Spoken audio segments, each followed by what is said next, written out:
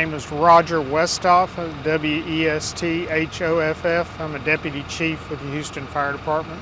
And what time did the call come in? Call came in at about 12:30. The first unit on scene was returning from another call, and they saw a column of smoke.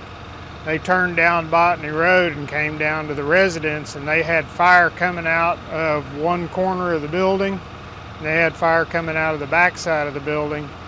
They requested a full box alarm assignment for the rest of the fire department, and they pulled a hose line, started knocking fire down before they went in. Then they went in, and as they got in deeper into the fire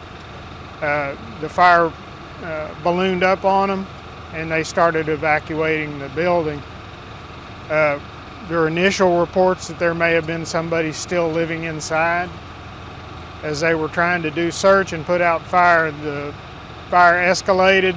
They decided to leave, and as they were leaving, they got a little bound up going out the door and had to evacuate through a window.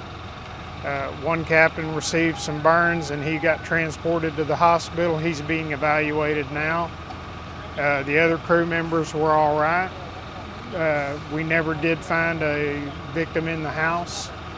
Right now we've got the fire all out. We're doing some overhaul. We've requested the fire investigators to come look at the cause.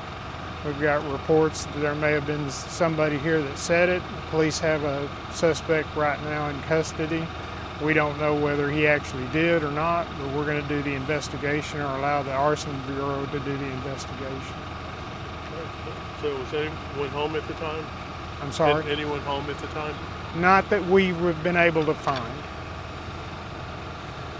Our initial reports were there was somebody in the house, but we haven't found any victims.